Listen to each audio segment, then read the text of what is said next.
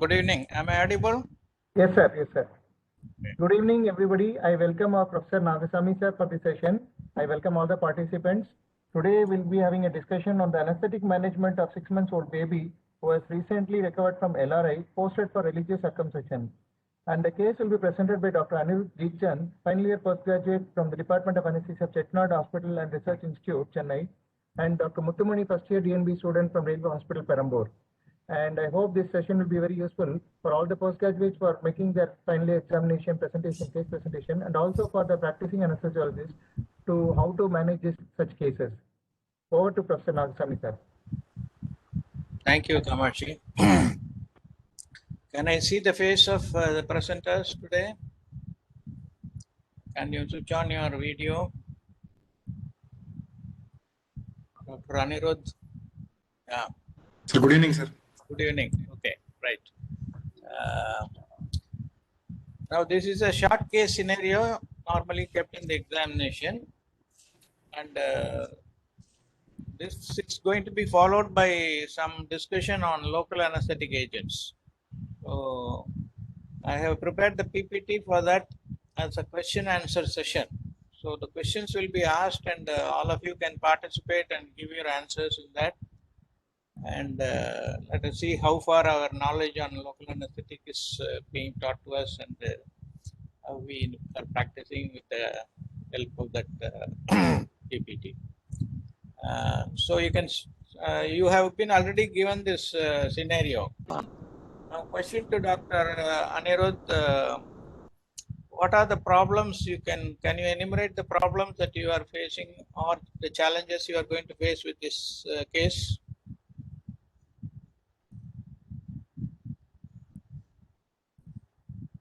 Hello, your audio is not heard. Please unmute yourself. Sorry, sir. All right. So what are the challenges you are going to face in this case? Sir, here there will be difficult IV access, sir, for a pediatric baby. And Okay. there will be difficult airway. Okay. And there will be in postoperative pain will be there, sir. Very good. Okay. Okay. These can be common to any case. But supposing such a theory question is asked in your theory examination, how will you try to answer this question? Okay.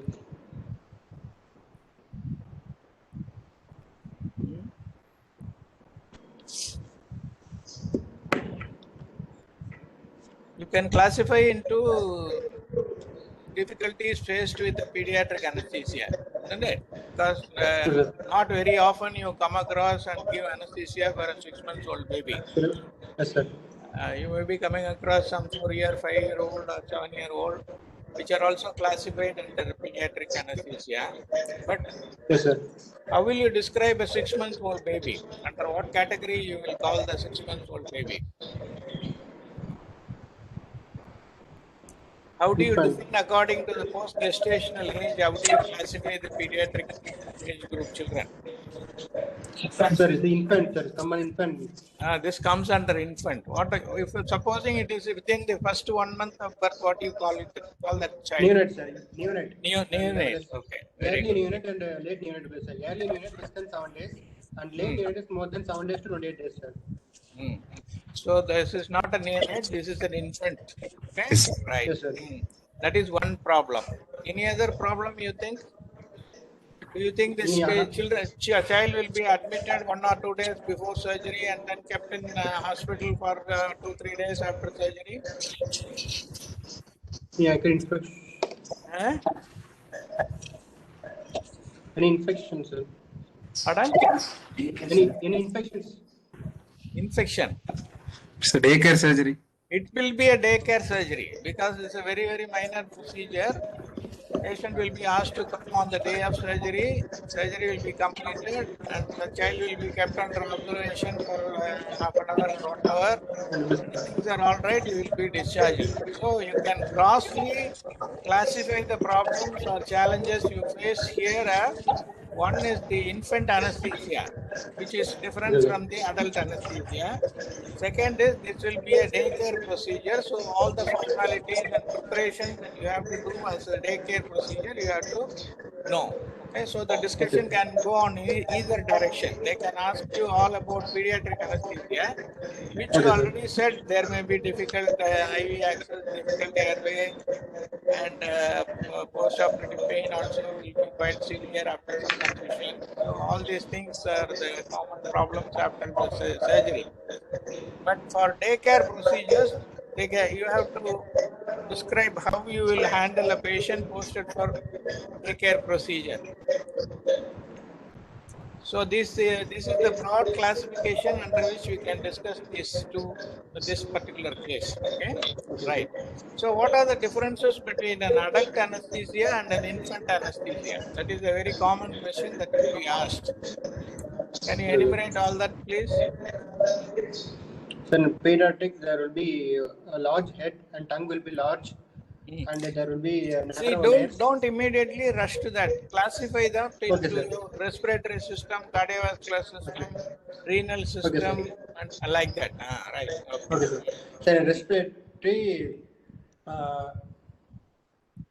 there will be a narrow nares, sir, and the large tongue will be large and palate will be non-ossified, and there will be floppy omega-shaped epiglottis, and the larynx will be anteriorly placed, and the newborn will be C3 level, and in the subglottic nerve is the narrowest part, and the tracheal length is about 2 to 5 centimeter, and the bronchial will be horizontal, and then the upper diaphragmatic portion, and there will be lower number of alveoli.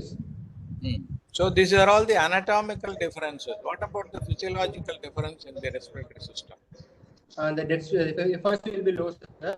Very And the good. closing capacity will be lesser than the functional vessel volume.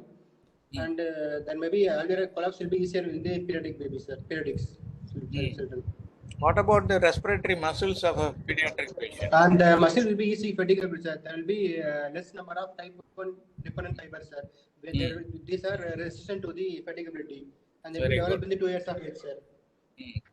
What about the respiratory center's response to hypoxemia and hypercarbia? Uh, Are they well developed?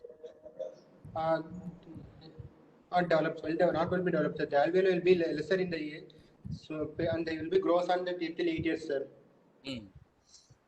Right. What are the changes in the cardiovascular system?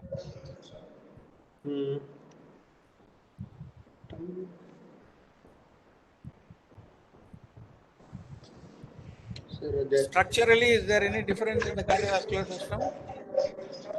See, anything respiratory, you divide into anatomical differences, functional differences. Similarly, cardiovascular system, you can divide again into structural or anatomical difference and functional difference. So what is the structural difference you will have in a pediatric neonatal or infant child, maybe? So there will be, How about the number of myocytes? Are they large less like in adult? the initial will be less, sir. It will be less. Less. So when the myocytes are number is less, what is the functional status? Will it be able to increase the stroke volume by increasing the contractility and force? No, Whenever it that will only depend upon heart rate only, sir. heart So, rate dependent. So that is the main difference. Okay.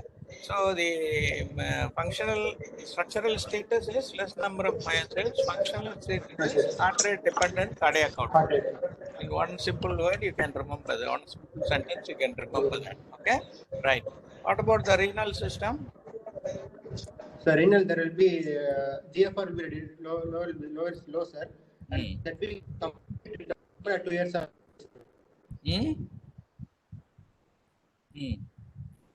The concentrating ability is the same. Pediatric age group, sir. So normally in a pediatric case, less than 1 year, what will be the ideal urine volume? How much you expect? Like adult, will you expect 1 ml per kg per hour or less than that?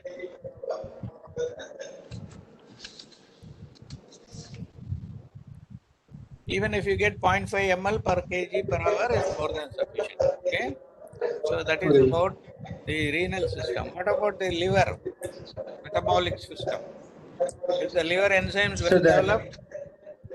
No, sir, not will be developed and is poorly developed, and it will be increases with the age. The development will grow in this age, and the hepatic blood flow will be increasing, sir, from pediatric to adults. So they cannot handle drug overdosage. Okay, right. And what about the autonomic nervous system, parasympathetic and sympathetic? There will be still underdeveloped, sir, CNS. Which one is fully developed? Which one is underdeveloped or not completely developed? Supposing you have some hypoxia problem during induction, what will happen to the heart rate in the pediatric case? Sir, heart rate will decrease, sir. Decrease, but they go for bradycardia. So, which system is well developed and which system is underdeveloped? Sympathetic more developed, sir. Yeah. Sympathetic less developed. So, sympathetic development completion takes at least 18 months to 3 years. Okay? So, more dominantly by parasympathetic system. Okay? What about the temperature regulation? Are they more prone for hypothermia or Yes, sir, they hypothermia? are more prone for hypothermia, sir.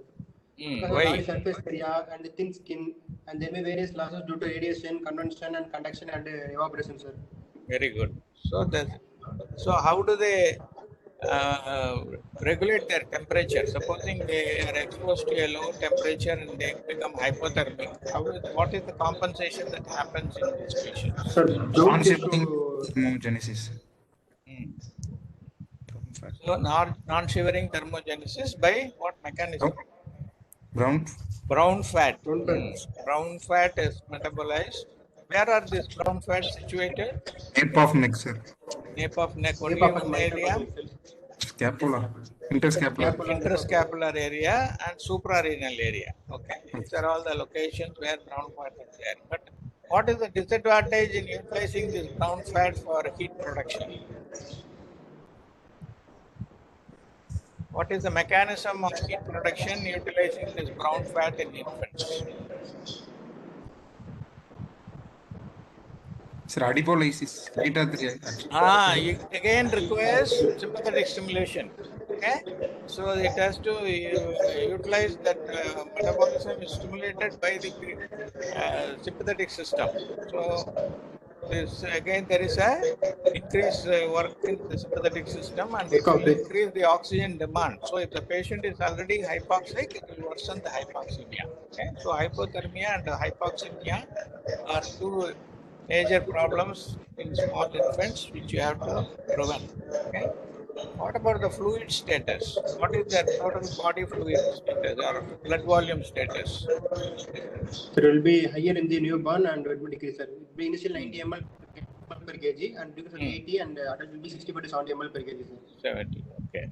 So, supposing there is a large blood loss, of course, circumcision should not cause any blood loss. For example, by mistake, you have taken up a baby which has got a coagulation defect and it goes on oozing. How much of blood loss can be withstood by the child? 10? So 10%. 10% of the total load. Percentage of the total body volume. Okay, so that is a very important point. So these are all the points that you have to keep in mind before you take up the patient. Now there is an added rider in this case. What is that? Added. LRT. It has recently recovered from the lower respiratory tract infection. Okay, what is the significance of that particular history?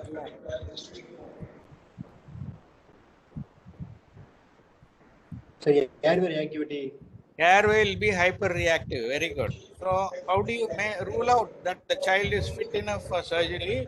If the mother says the child had a cough and cold, running nose, all that about 10 days back, and she took the child to a pediatrician, he gave some medications, and then he said the child is now okay, you can go ahead with the surgery and how as an anesthesiologist you will make sure that the infection is cleared? What are the common causes of lower respiratory tract infection in pediatric patients? Pneumonia, bronch. Hmm? So pneumonia. What are the organisms usually responsible for respiratory tract infection in children?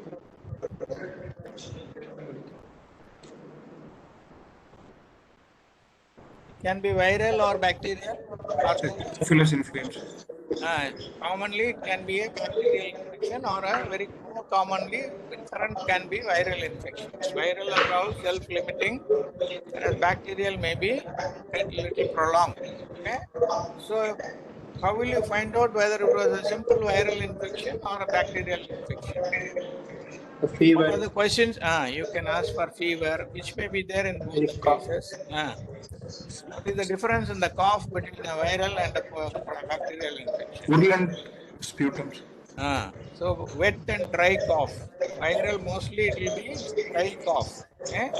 Hacking dry cough is viral in nature, and whereas if it is a bacterial infection with secondary pneumonia changes, it may be a wet cough with all secretions in the lung.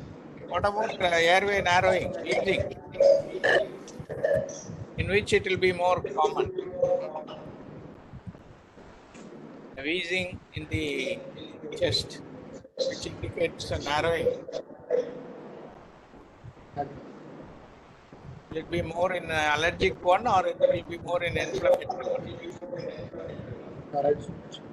Allergic is more common. Okay, so wheezing history, history of nature of the cough, history of associated fever.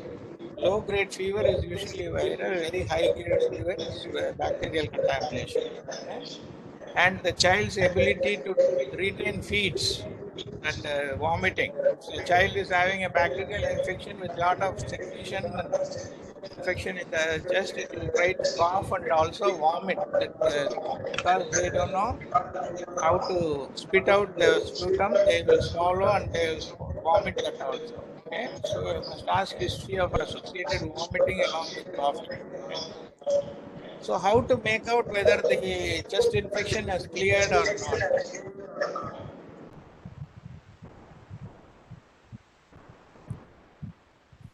Sir, auscultation. What type of auscultation you should do? Supposing the child is sleeping and you are auscultating, and the child is very quiet and breathing very normally, will you be able to find out any retained secretions or any leftover infections in the chest by normal resting auscultation? Or can you try to find out by any technique whether there is a leftover reputations or anything inside the chest? What is post-tussive auscultation? How do you do that?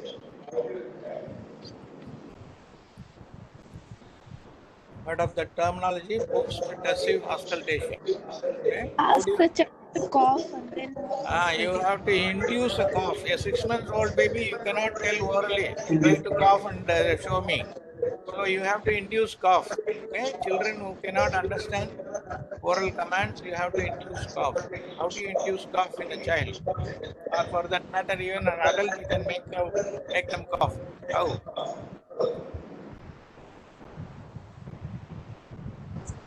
By stimulating the carina. So how do you stimulate the carina? Put your finger in the suprasternal notch and try to roll over it in the tracheal part. Okay? That will stimulate the carina and they will have a cough. Okay? And if that cough is dry, that means there is no leftover infection. On the contrary, if it elicits a wet, phlegmy cough, it indicates there is a residual infection. Okay? So for any elective surgery, if the cough is wet after post-tussive auscultation, you will have to wait and clear that. So that elective surgery, there is no urgency to go ahead and get into problem. Right. So these are the problems that you have to take care of as a preoperative examination. So now that child is being posted as a daycare surgery, what are all the instructions you will give the mother? Sir, NPO guidelines. Very good. First NPO guidelines. So what are the NPO guidelines for a 6-month-old baby coming for a minor procedure like circumcision? The 6 hours for solids and 4 hours for breast milk. And 6 hours for solids, sir. And 4 hours for clear, 4 hours for breast milk, and 2 hours for clear fluids, sir. Very good. So you can. What is the advantage of giving fluids up to 2 hours? Sir, it reduces the gastric pH and the gastric pH, sir. It reduces the gastric pH. So it increases the emptying or retains the fluid that you give. Sir, hypoglycemia. Hypoglycemia. So what you give? You will give glucose solution. Okay. See, Professor Krishnan discussed all these things in the pediatric class nicely. Okay. Improves gastric emptying. Pardon? Improves gastric emptying. It increases the gastric emptying. But what is the volume you should give? What is the quantity permitted for giving fluids up to 2 hours, clear fluids? 1 to 2 ml per kg. Okay, that is the volume that you have to give, not 50 ml or 100 ml like that. So one advantage is it increases the gastric motility and rapidly empties the stomach. That is number one. Any other advantage? Increase the gastric pH, sir. Gastric pH alteration. Hydration, sir. Adequate. Hydration 20 ml, 10 ml. What are you going to say? How much hydration you will cause? Reduces the thirst and anxiety. It will be appease the child. It will not cry of thirst and hunger. Okay, so psychologically it will have a satisfaction. It's something has been given to the child. So it appeases the child's psychological behavior. And second thing is, main thing is, it increases the gastric motility. Okay, so that is the advantage. These are the questions that you can expect with regard to NPO instructions. What about your antibiotic? Supposing the child had been started on some antibiotic about a week back, and the pediatrician has said continue to give the antibiotic till the surgery is over. Should you continue that, or you can switch over to some other topic? I mean, antibiotic according to the surgery.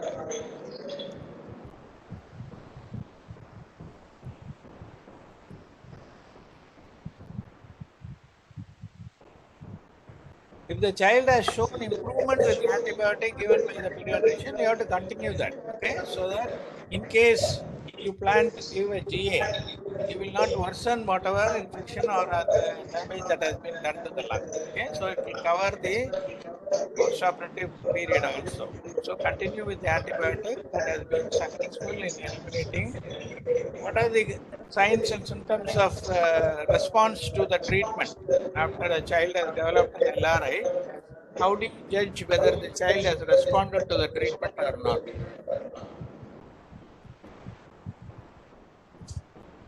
These are all questions like any general practitioner should be able to answer, not the anesthesia PGs. You know? Are you married, Anirudh? Start feeding well, sir. First thing is the child will start eating well or drinking well. Second thing, there will be no temperature. Third thing, the severity of cough will come down and child will be more active, more playful. Okay, so these are all the features. Any get married soon, you will experience all this to know how your child behaves after a respiratory tract infection. Okay, so that is how you judge the improvement. Right? Okay. So that is NPO instruction is given. Then what are the preoperative investigations you want to do in this child? Because this being a daycare, you have to evaluate by doing all the investigations as an outpatient and give your fitness and then fix the date for surgery, correct? So what are the investigations you would like to do in this case? Hemoglobin, platelets, and Very serology and beating time and clotting time, sir. Very good.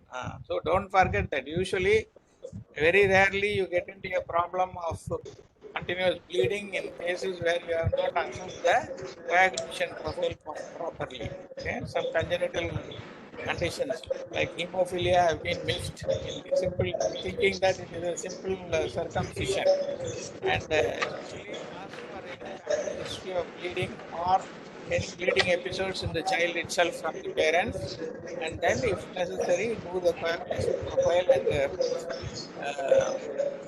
coagulation factors estimation depending upon the history. Right. So, any other investigation? You said only about the blood investigation. Now, recently recovered LRI. Would you like to have some other investigation? X-ray chest, yes. Sometimes there may be a small pneumonatic patch left over. Okay, so better to have an X-ray chest and see whether the lungs are clear. Okay, right. So these are the minimal investigations that you require for this procedure. If there is no history of any respiratory infection, there is no need for X-ray chest or anything. Okay, and rule out any other congenital anomalies in these babies. Okay, because this is an infant, rule out all the congenital anomalies possible. Right. Now the child has been brought on the day of surgery. The mother says from the morning there has been a running nose in this child. How do you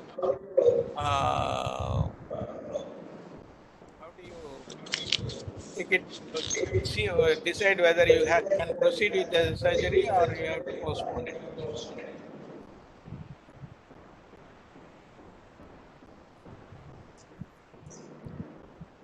Are you able to follow my question? Yes, sir. Yes, sir. Yes, sir. See, sometime 1 week prior to the surgery, child had history of LRI, treated, cleared by the pediatrician, and you have also seen as an outpatient and you are also satisfied. But on the day of surgery, when the child has been brought to the hospital, mother says there is a watery running nose the child is having. Now you are in a dilemma whether to go ahead and do the surgery or postpone the surgery. This being only an elective religious circumcision, you don't want any complications to happen in this. So what do you do? How do you decide whether you can go ahead and do the surgery or whether you have to wait and treat that and then take up after some time?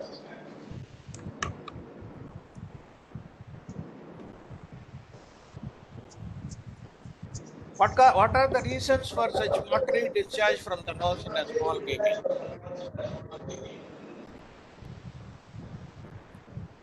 Crying.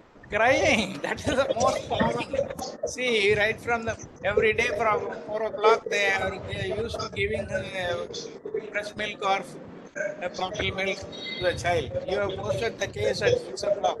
Mother has not given that feed because you said no breast milk or bottle milk for 4 hours. But the child is hungry and it starts crying. Will it not have any running nose at the time? Even if we cry, we will also have a running nose, isn't it? So it is a very clear watery running nose, and if you ask for history of child crying incessantly, then it is a pure hunger-induced, crying-induced watery discharge from the nose. You need not worry about that. Okay? On the contrary, if the child has been very irritable, restless, having a mild fever, and the discharge is more thick and mucoid, then you have to worry about it. Okay? So this is how you differentiate between a crying-induced watery discharge and an infective nature upper respiratory tract infection. Okay? So that is how you take a call. So go ahead and do that. So you appease the child with some little bit of sweet syrup in the mouth. You want to give any pre-medication? No.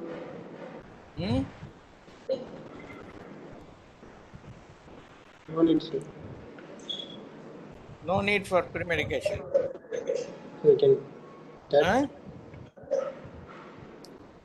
So what is your plan of anesthesia? That only will decide whether you have to give a pre-medication or not. What are the types of anesthesia you can provide for this child? Sir, we plan both inhalation and IV anesthesia. IV induction or IV induction or inhalation. IV induction. There are two categories. One is general anesthesia, another is regional anesthesia. Okay? We are general anesthesia. You want to plan for general anesthesia for this child, correct? Huh? Have you handled such cases in your training period now? Not come across such cases. Okay.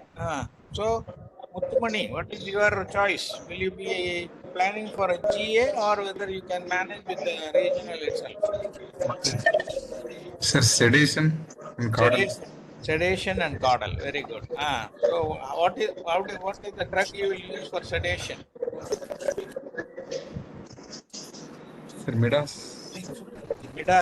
Midazolam. Exam la midazolam soladinga. Midas question and Sorry.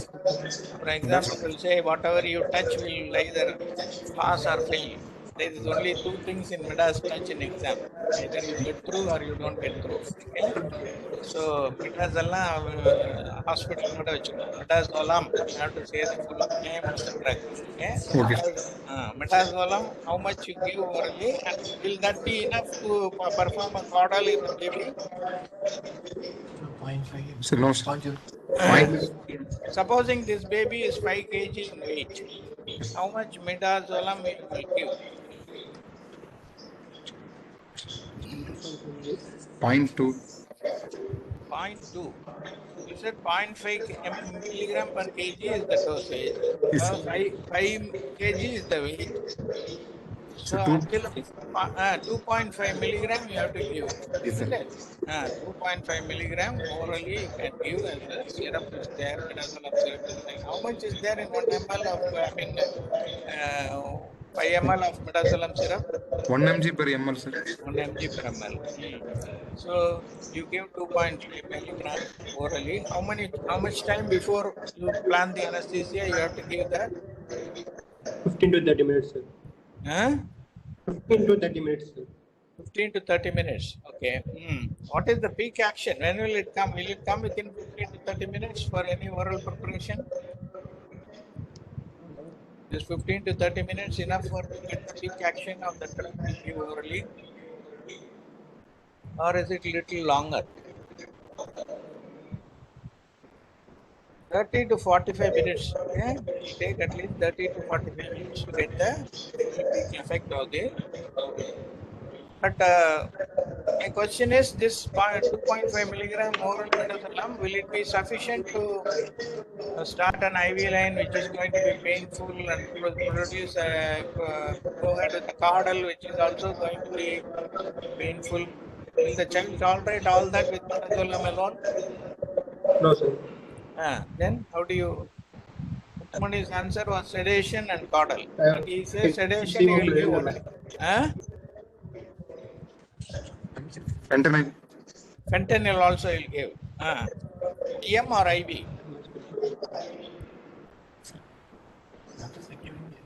IV. IM, IV, you are not decided. IV, sir. So IV, how do you achieve IV access first of all in this child? Sir, sir, Emla cream. Emla cream. Using Emla cream 1 hour before. 1 hour before. Supposing the child is very chubby and you don't find any visible veins on the dorsum of the hand as you normally get it, where will you search for the veins? So I will prefer IM intramuscular ketamine. No. Listen to my question. See, the child is very chubby and you don't obviously see any visible veins. Even a blue line is not seen on the normal dorsum of hand or dorsum of foot where you normally try to get an IV access in a baby. Okay? Then what is the anatomical site where you will look for the IV line or IV access?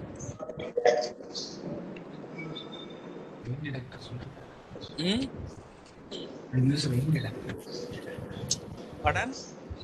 Vein detector. Vein?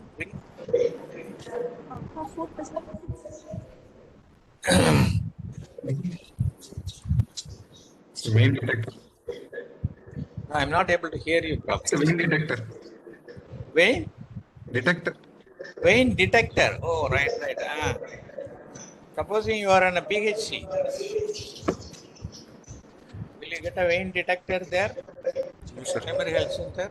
Even I have not seen a vein detector so far. Pivotal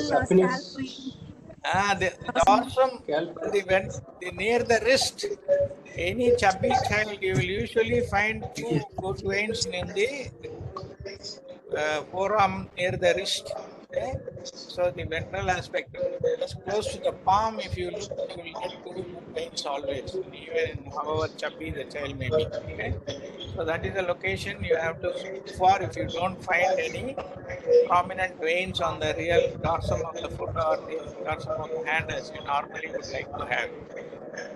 How do you use Emla cream? You said Emla cream can be applied. How much you will apply? How do you get the anesthesia with Emla cream? 40 minutes prior to procedure we have to. Pardon? 40 minutes prior to the procedure. 40? 40 minutes prior to the Yeah, that is the time. But how do you apply and what is the method of how much you can see? There is a 5-gram tube, there is a 20-gram tube of Emla. How much you have to select and how do you, how much for square centimeter area, how much you should apply, how many grams you can apply. Yeah, can you just apply, rub it off and leave it out, or you have to do something else?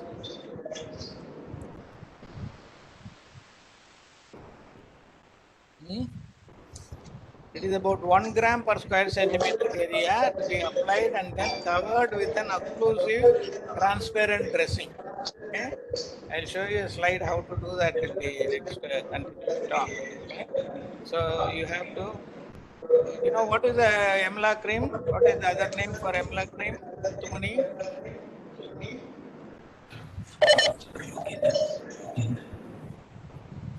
Anirudh, what is the name for Emla cream? What category of drug it comes? It's called a eutetic mixture. Have you heard of that term? Eutetic mixture of prilocaine and liquor. அதான் கேக்குறேன். Eutetic mixture of prilocaine and lidocaine. What do you mean by eutetic mixture? Equal concentration, sir. Huh? Same concentration. Same constitution. Concentration, sir. Concentration. That is the meaning of eutetic mixture, correct? I don't agree. Is that 5% mixture of containing 2.5% lidocaine and 2.5% prilocaine. That is the combination. But the word Texas does not mean the same composition. U means well, Texas means melting. Okay, so it has two substances which have different melting point. When you mix them in a particular proportion, they attain a new melting point which is lesser than the old melting point. Okay, that is the meaning of eutetic mixture, right? So this is if you commit some answer, you must be able to explain or you must be able to answer all the questions that can follow that. Okay? So better be careful if you commit yourself. Simply saying Emla, sometimes you may get caught with the following questions like this, right? Right, so you can apply Emla cream and get a IV line, and then you want to give fentanyl through that, and then midazolam through that, or oral midazolam, and then perform a caudal. Okay, so just with fentanyl alone, is it possible to perform a caudal? Even that sometime, how much of fentanyl you will give? 2 mg per kg. 2 mg per kg. Okay, then you will give. Then you can produce. Can fentanyl produce a stiffness in the child? When you want to position the child for caudal, can it produce a rigid child? Undiluted rapid injection can cause stiff muscles, especially the abdominal muscles, and even respiration can stop. That is an important thing you have to remember. Right. So none of you have talked about ketamine so far, which is a very, very important and useful drug in pediatric anesthesia. So what about ketamine? So IM 5 mg per kg. IM 5 mg per kg. So in a patient who has recently suffered from LRA, how safe is ketamine?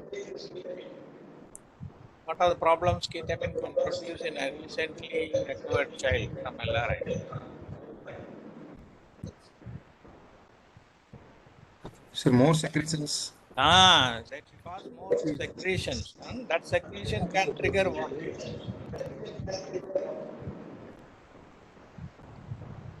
Supposing you have a lot of salivation and fluid, salivary secretion and pharyngeal secretion, Aspiration. what can it trigger? Bronchospasm. Huh? Aspiration. Bronchospasm.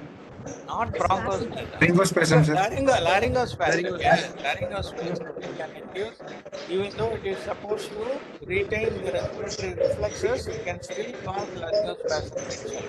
Okay? So, how do you prevent the occurrence of secretions? For which you can give a good pre-medication. Atropine. You can give Atropine atropine 20 mix per day. or you 20 can mix per day. glycopyrrolate. So you can give that as a pre-medication. In case you plan to give ketamine, you have to give atropine or glycopyrrolate as a pre-medication so that it will not stimulate the secretion as severely as without this. Okay. So many a times mixing ketamine and glycopyrrolate or atropine still does not cause a sufficient suppression of the secretions. You have to so separately give an antizylagogue and then plan for ketamine anesthesia.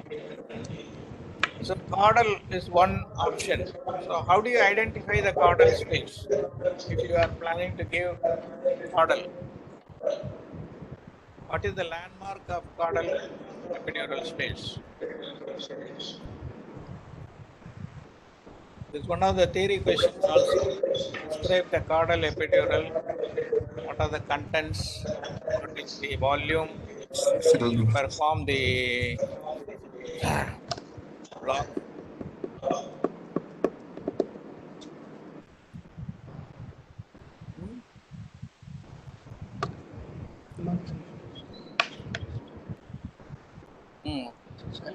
What is caudal epidural space? How is it formed? Is it called caudal or you can call it as well the sacral epidural space? So what is the difference between caudal and the sacral epidural space?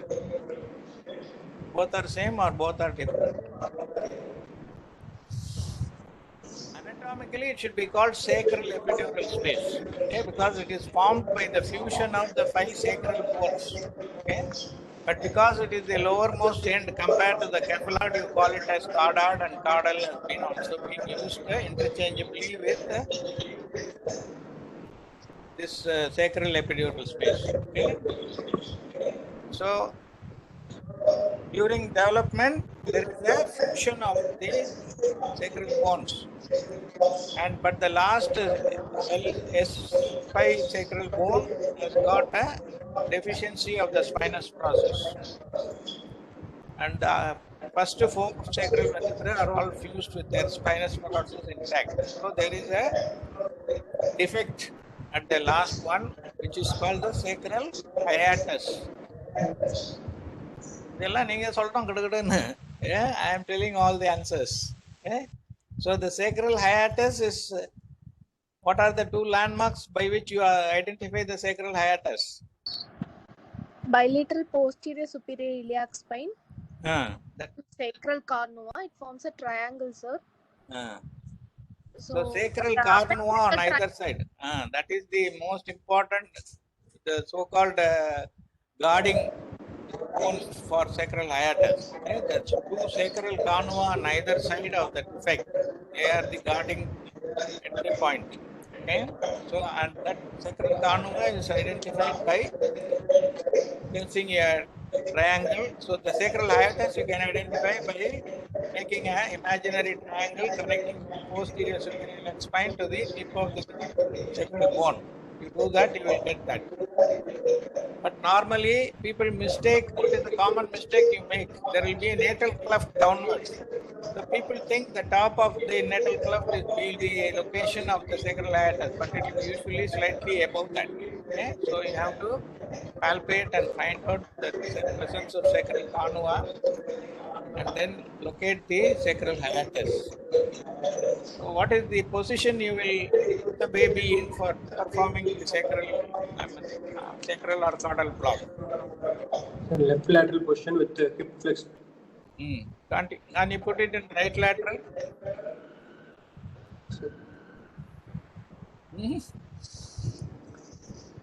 Any lateral is okay, as long as if you are a right-handed person, it will be better to put the child on right lateral. If you are a left-handed person, better to put the child on left lateral. Okay, so all you want is your dominant hand to hold the needle, and then the non-dominant hand to find the anatomical location of the conva and the hiatus. Okay, so what is the anatomical structure covering the entry to the epidural space, sacral epidural space? Sacrococcygeal membrane. Okay, right. So, what is the angle at which you? Yes, how do you prepare the area before the block?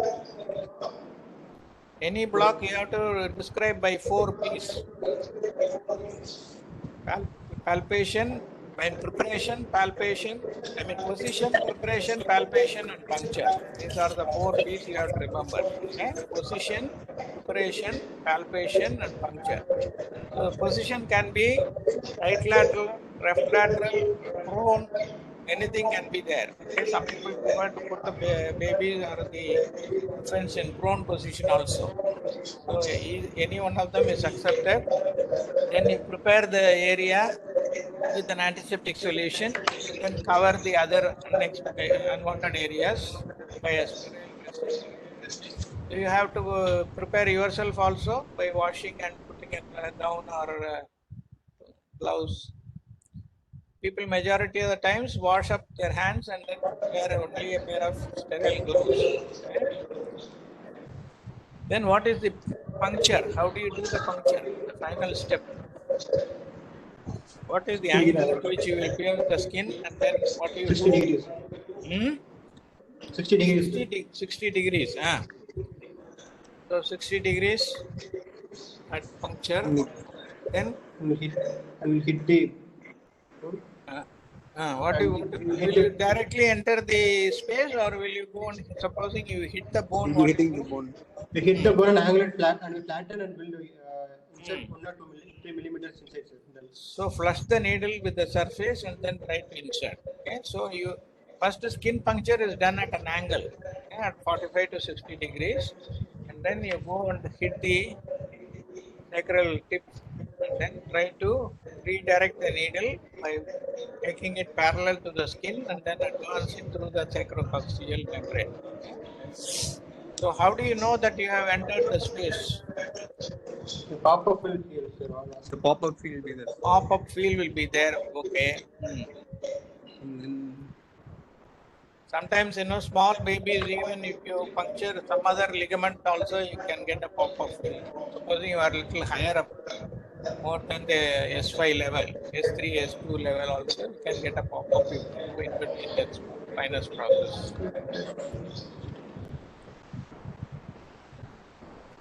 How do you identify an epidural space in the adult when you do an epidural? bush test.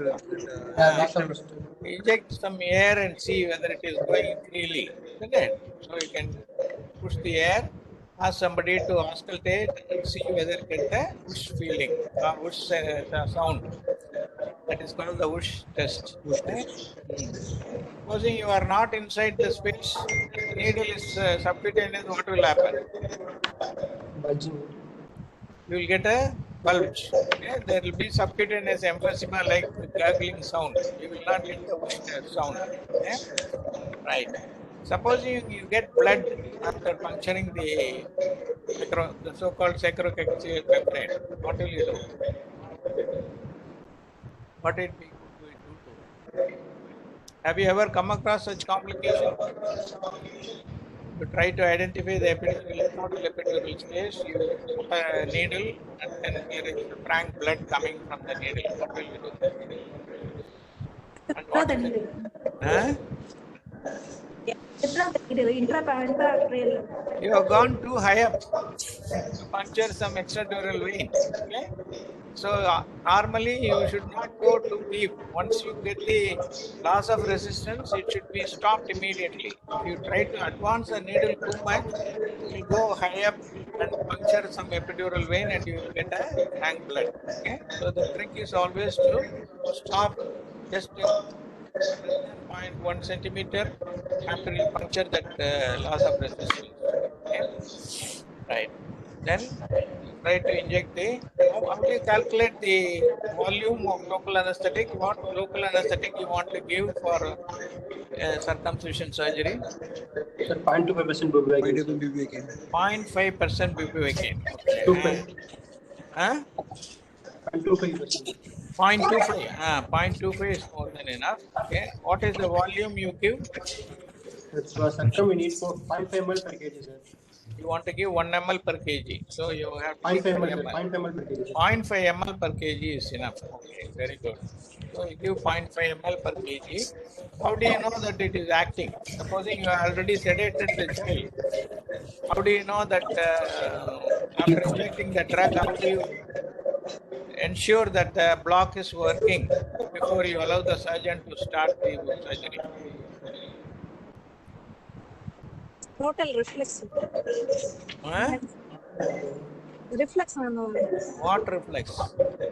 Scrotal Scrotal reflex. It is called cremastric reflex. Okay? It is called cremastric reflex. There is a muscle called cremaster in the scrotum of the male children. Okay? Supposing it is a female child and you want to give a caudal or an sacral epidural in a female, there is no scrotum. How do you find out whether the block is effective or not?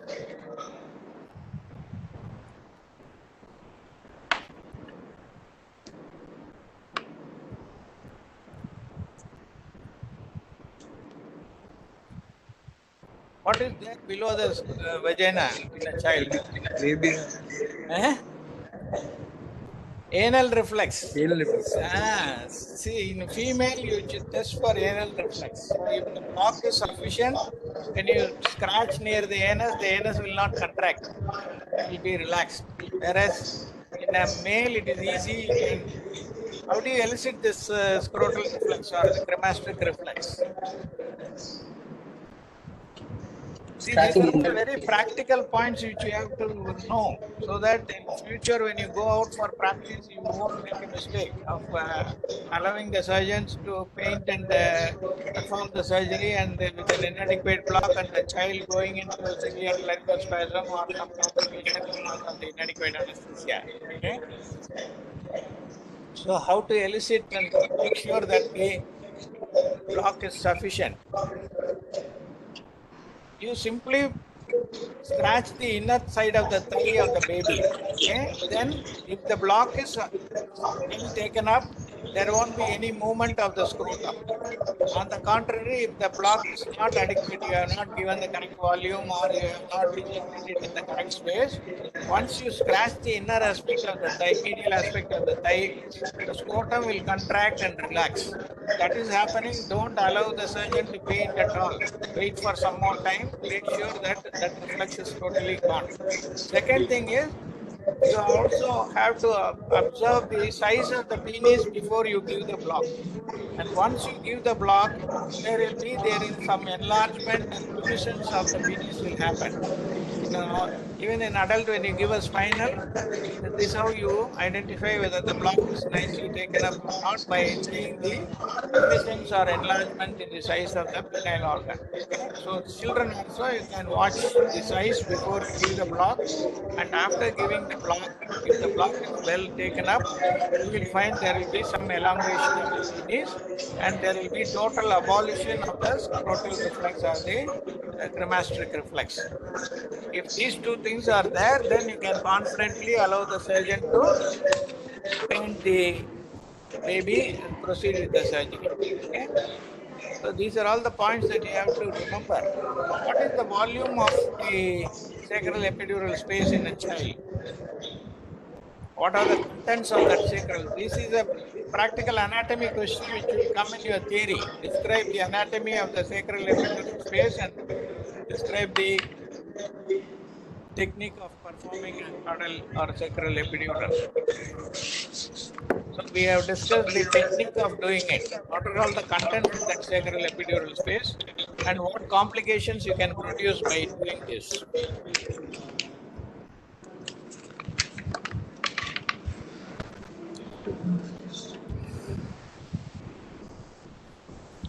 I thought you will not rattle off all the answers. Being a circumcision case, thought you will be just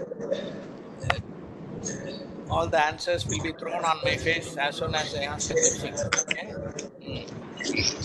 So it is a triangular space. The volume increases as the age advances because as the bone grows, there is a increase in the volume, and it will. How do you calculate the dosage for various surgeries? It's a very common question, and who described that? Armitage formula. Armitage formula, very good. So, what is the usage for perineal and Number penile sections surgery? 0.5 ml per kg. 0.5 ml per kg up to For thoracolumbar, it's up 1 to ml. T10. So And you for know hip that. thoracic, it's 1.25 ml per kg. Sir. Okay. So you use the same 0.25 when you want to give higher volume also, or you have to dilute it further. Supposing you want to give a thoracolumbar level block, can you use the same 0.25 at the rate of 1.2 ml per kg, or you have to dilute it further? See, when you give, whenever you want to give a larger volume, you have to dilute it further. Okay. So, what is that called? When you can give a diluted solution and still it can block. What is that property of the local anesthetic called? See, for example, you give 0.5% bupivacaine for a patient. It produces both motor and sensory block. You give 0.25, it produces a weak motor block but good sensory block. You give 0.125, it produces majority or a dominant sensory block and the least motor block. You further dilute to 0.0625 and it produces only very selective sensory block. What do you call that property? Differential block. It's called differential sensory motor block. Okay, it is very good. It's called differential sensory motor block. That is a very important property of some local anesthetic agents. Okay? Right. So why we are not practicing this caudal epidural or sacral epidural in adults compared to pediatric cases? We can use this for surgery like circumcision even in adults also. We can use it for piles or hemorrhoid surgery, fissure surgery. Why we are not commonly using sacral epidural in adults? Why it is not so popular? Huh? Because of larger volume.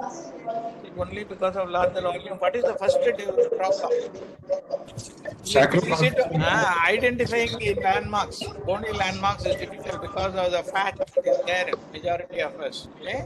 Children, it is very easy to palpate the landmarks. Whereas in adults, it is very difficult to locate. If at all we want to do, nowadays we can do it with an ultrasound guidance. And anatomically palpating the sacral conua and the sacral hiatus is quite difficult in adult, number one. Number two, its volume space is very large and there are holes, and the local anesthetic that you give will seep out through those holes and block will be not definitive. So even if you inject 40 ml or 50 ml of local anesthetic, it may all seep out through the intravertebral foramina and what is retained will be only about 20 or 15 ml, and so we cannot be very confident that it will always be a definitive block. Okay, that is the reason why majority of the times we don't perform the sacral epidural in adult patients. Okay, right. So these are the things that you have to answer for this technique. Supposing there is some difficulty in identifying the sacral space and you don't, or you are not sure of giving the sacral epidural, how will you manage this anesthesia? Can you save full values? Huh? What are the other options apart from caudal epidural? Penile, sir. Penile block, very good. Penile block is the next option, which is much more simpler. So how do you perform a penile block? What is the nerve that you have to block? And what is the technique? Dorsal nerve of penis. Dorsal? Dorsal nerve of penis. Dorsal nerve of penis is there, which is a branch of? Terminal branch of pudendal nerve, sir. Terminal branch of pudendal nerve. Okay. How many dorsal nerves are there? Two, sir. Two on either side. So you have to block them separately, or can block them by a single injection Separately, sir. separately. At 2 o'clock and 10 o'clock. 2 o'clock and 10 o'clock. What is the landmark? How do you perform the dorsal penis block or penile block? So between pubic symphysis and corpora cavernous. Cavernosa. So, what is the fascia you have to? Is it very subcutaneous? You just inject it subcutaneously, it will be blocked. Or if you want to specifically block the dorsal nerve, you have to go a little deeper. What are the fascia covering those nerves? Bugs faces. Pux fascia. Yes, very good. What is pux fascia? What is it the continuation of? How many fascias are there covering the dorsal nerve of the penis? Only one pux fascia or some other fascia is also there? So 2 faces are there. There are two fascias, one superficial and one deep, which are all continuation of the abdominal fascia. Okay? So you have to go through the second fascia, which is called the pux fascia, and then deposit. How much volume you will inject?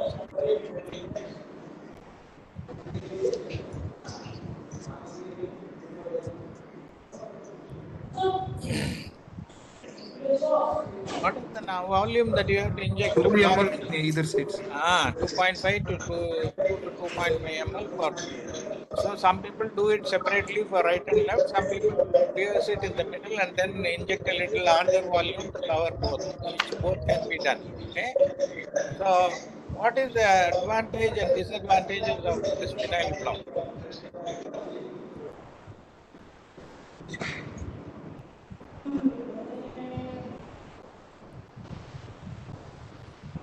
Is it technically simpler than caudal block or more difficult than caudal block?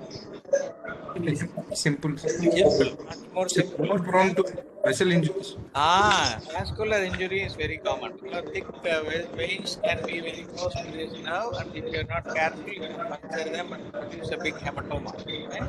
So that is the only danger of that. Otherwise, it's a very block.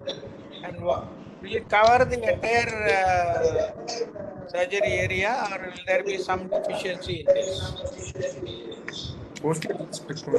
Posterior, or the glandular sensation which may be sometimes the glans penis. Frenulum. Frenular area and glans penis may sometimes be missed out in this. Okay? But the dorsal surrounding skin may be totally numb and anesthetized.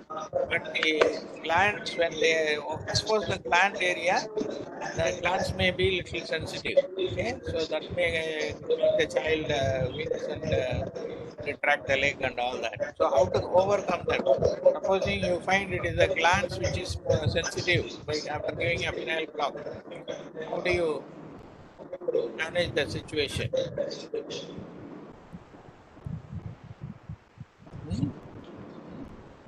Ask the surgeon to apply some xylocaine jelly over the glands. Okay, sterile xylocaine jelly can be applied to the glands and make the glands numb and they will be able to comfortably operate. Okay.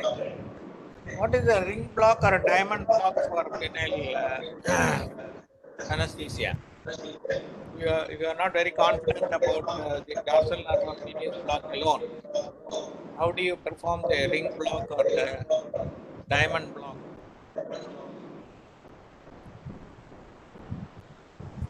It is just a subcutaneous infiltration of the same local anesthetic. Starting from 12 o'clock, you go to 3 o'clock position.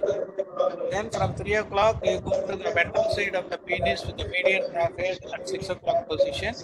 Then from 6 o'clock, you infiltrate subcutaneously up to the 9 o'clock position. And then from 9 o'clock, again you complete it up to the 12 o'clock position. So in these 4 directions, if you just infiltrate subcutaneously, that will be sufficient for blocking the entire sensation of the penis. Okay, so that is also the third technique that you can remember. So caudal epidural or sacral epidural, dorsal nervous penis block, and ring or diamond block, which is a subcutaneous infiltration, are all the things that have been accepted. Okay? Supposing you are not confident of all these blocks or the surgeon is very fussy, he says, sir, this is religious circumcision, I will finish it in 2 minutes. Why do you want to give such elaborate blocks and all that? How do you give general anesthesia for this child?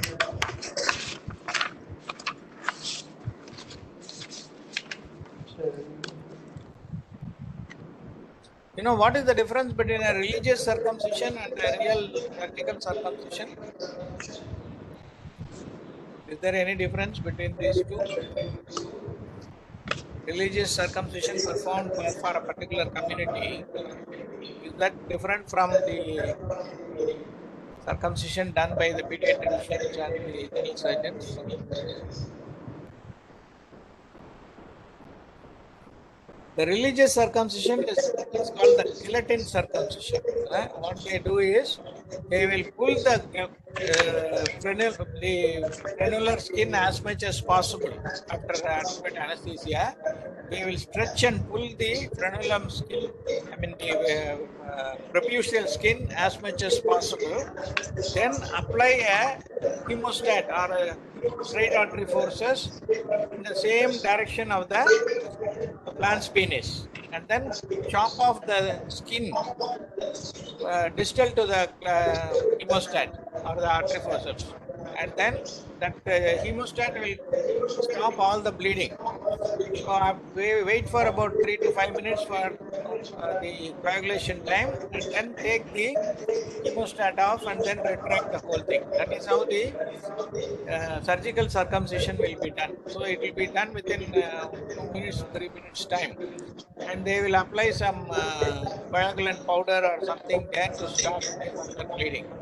Whereas in our regular surgical circumcision, we first make a dorsal slit, go up to the corona, which is the junction of the glans penis with the body of the penis, and then go around all the corona up to the frenulum on either side, and then make a stitch at the frenular level, and dissect the preputial skin and throw it away. So that is more dissecting technique, that is more of a chopping technique. So with the religious circumcision, it will be done only by pulling the preputial skin, applying a hemostat, and then just with a 11 blade knife, they will slice the skin and then retract the skin and leave it off. The mucous membrane and skin will automatically get attached and heal without any sutures. So no suture is applied in religious circumcision. That is the difference that you have to know. So sometimes if it is be done in a newborn baby, they apply the Emla cream and do it also, by giving a lollipop in the baby's mouth to keep it quiet, and it is done in no time. Right? So for giving GA, what are all the options? Can you perform it with ketamine anesthesia alone? Huh?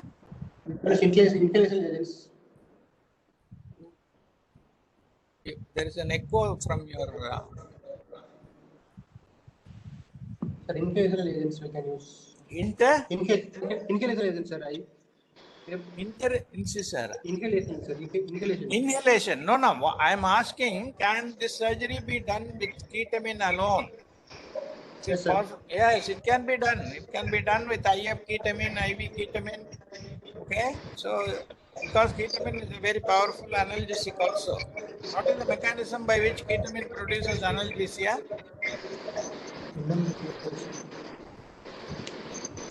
What type of anesthesia ketamine produces?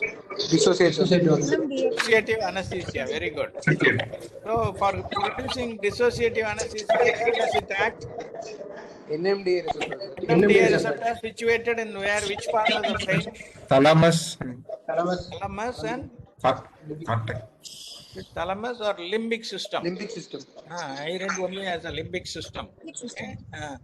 So limbic system is different from thalamus. Of course, it has a communication with the thalamus, but limbic system is important for arousal, keeping you awake. Okay. So there are receptors called NMDA receptors.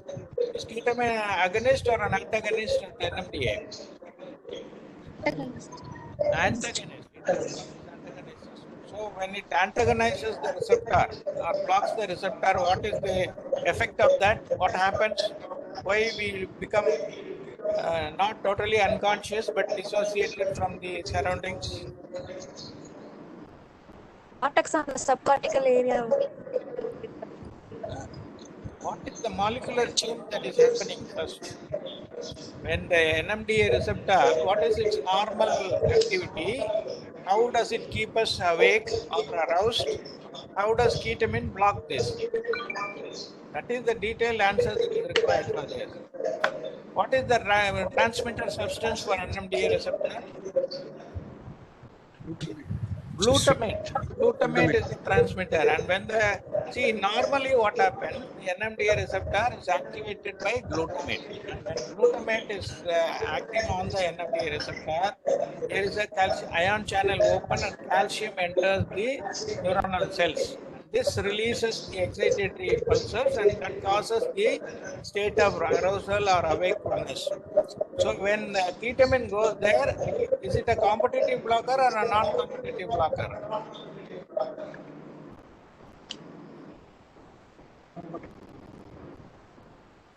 See, antagonists, there are two types, competitive antagonists and non-competitive antagonists. It is a non-competitive. Basic pharmacology, it is a non-competitive antagonist. That means however much you try to increase the glutamate, it will not leave from there. So it is a non-competitive antagonist which will go and block that, so calcium cannot enter, so arousal cannot, or stimulation or excitation of those neuronal cells cannot happen. That is the mechanism of action of ketamine. And that produces only what is called dissociation, but it also produces intense analgesia.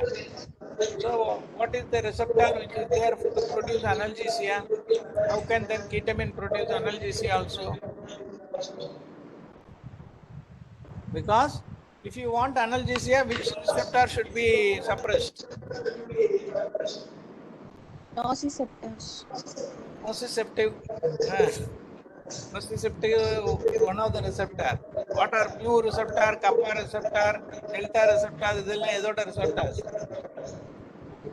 Opiate. Receptor. It has got opiate receptor inhibition also. Okay? So the ketamine dissociative anesthesia part is produced by NMDA receptor antagonism. Analgesia part is done by opiate receptor inhibition. Both the mechanisms only help in producing a good intense analgesia with dissociation. Okay? Please remember that. Majority of the time students don't know that because this second part is not elaborated. It always says a good analgesic, it is a very intense analgesic, but the mechanism of action is only through a opioid receptors. Okay, so that is how the analgesia is produced. So you can manage the entire surgery with ketamine alone. Right? Supposing for some reason there is no ketamine available, and you are asked to give only general anesthesia with inhalation agents. How can you anesthetize the child with the inhalation method? And how will you manage the surgery?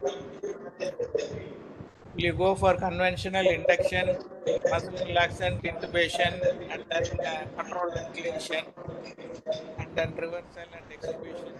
That the technique advised, or you can just do some other method. Induce with CO fluoride and go on.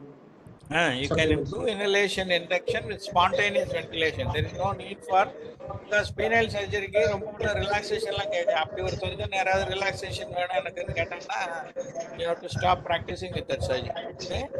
So what you can do is inhale, make the child go under with inhalation induction with the oxygen and oxide fluoride, and give analgesic in the form of IV, fentanyl, or whatever drug you have, small doses of ketamine, and then hold the mask by allow the child to spontaneously breathe, and then ask the surgeon to proceed with the surgery and complete it. Okay? In very rare cases where you have some problem with the airway, what is the method of securing the airway? Huh? Supraglottic airway device. Supraglottic LMA you can use. So for a 6 months old baby, what LMA you will use? What size LMA will you use? 1.5 and 1 or 1.5 you can use. Very good. So you can use that and then proceed the whole surgery. Okay. So these are all the options that you should be able to answer in this session. So grossly, the technique of anesthesia is between GA and regional. Regional, the options are sacral or caudal epidural, dorsal nervous penis block, or ring or diamond block of the penis. For general anesthesia, you can give intramuscular ketamine with a inhalation induction agent to keep the child quiet, because sometimes the child will have some unwanted movements during the surgery which may interfere with the surgeon's work. So to keep the child quiet, you can just hold the mask with oxygen nitrous oxide to make the child sleepy, and then you can go for intravenous ketamine also, with or without supplemental block, and you can go for inhalation induction with volatile anesthetic agents with a intravenous narcotic with spontaneous ventilation. Majority of the times we don't require any airway instrumentation like intubation or LMA. You can mask with the mask itself, you can complete the surgery. Of course, it depends on the surgeon. If he is going to take 1.5 hours for a circumcision, then it will be too tedious to hold the mask. Okay, so you can have to decide about that. And what about post-op pain relief for this child? How do you manage the post-op pain relief? How soon after surgery you can start giving oral? Because this is a daycare surgery. So what are all the criteria for discharging the patient? Supposing you are planning to give a caudal block, as you rightly said, the first answer. How can you prolong the duration of analgesia?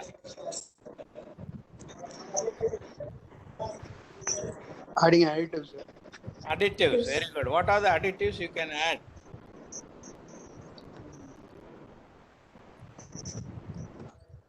You said you will give 0.25% bupivacaine, 2.5 ml. So what are the additives you can add to this? Huh?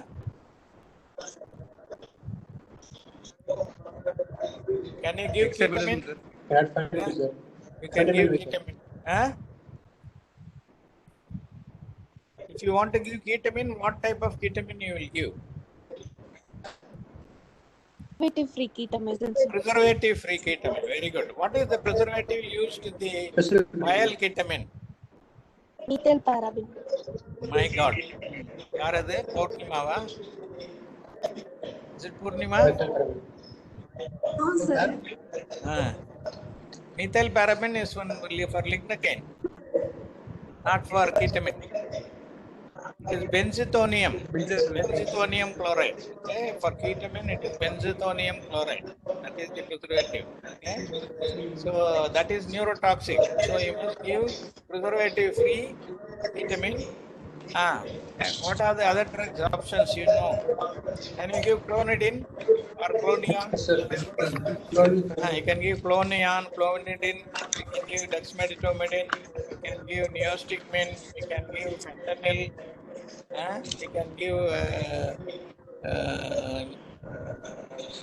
all these drugs can be added to prolong the duration of analgesia without motor and sensory blockade. Okay? So that is the plan for postoperative. So what are the criteria to discharge the baby? After you have completed the surgery, everything went on well. Immediately after dressing and everything, can you ask the mother to take the child home? Or what are the criteria for discharging this baby after surgery? Once the child is awake in vehicle, oral intake should be. Very good, excellent. Then? Avoid being able to mobilize. Yeah. 6 months old child, will it be able to mobilize? It is adult, you can say. They have to walk on their own. They should have the proper muscle strength. voiding is very important.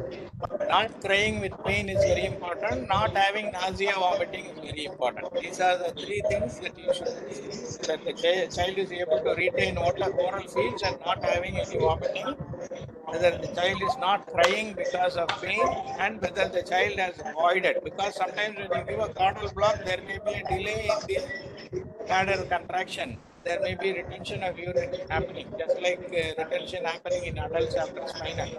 So you have make sure that the child has voided urine before you check the child. Otherwise, they'll bring back the child with a full bladder. Okay.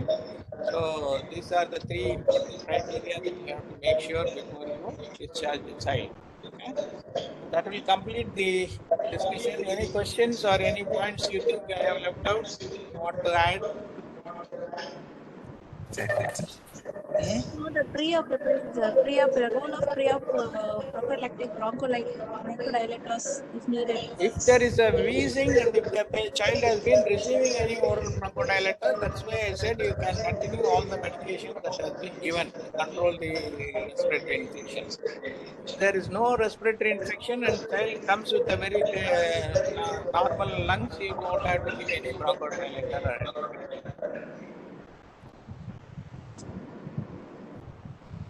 Okay, shall we go ahead? Right now, Kamachi, I want to share the screen. Yes, sir.